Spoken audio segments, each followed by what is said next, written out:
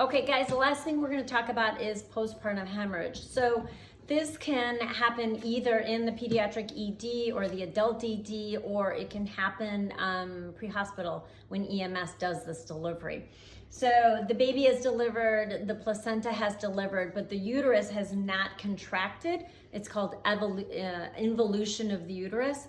The uterus receives about 800 cc's of blood per minute, so it's important that those bleeders clamp off by that uterus clamping down on itself. So postpartum hemorrhage by definition is more than 500 cc's of blood after a normal vaginal delivery. It's a crap ton of blood. Everybody gets very nervous.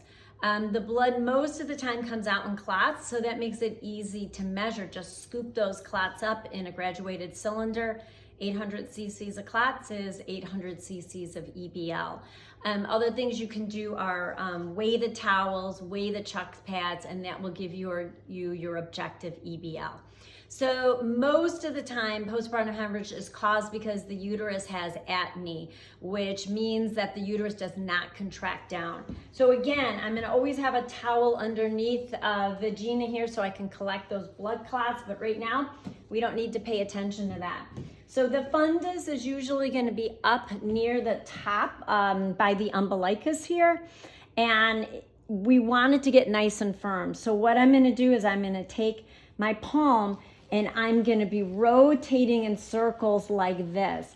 As I'm doing this, I'm pushing clots from the uterus, and you're going to see clots squishing out of her vagina. Again, very glamorous, but if we don't get those clots out, that uterus is not going to be able to clamp down. As you're massaging, she's probably going to be complaining because it kind of feels like pushing in on a bruise, but we need to do this to get those clots out.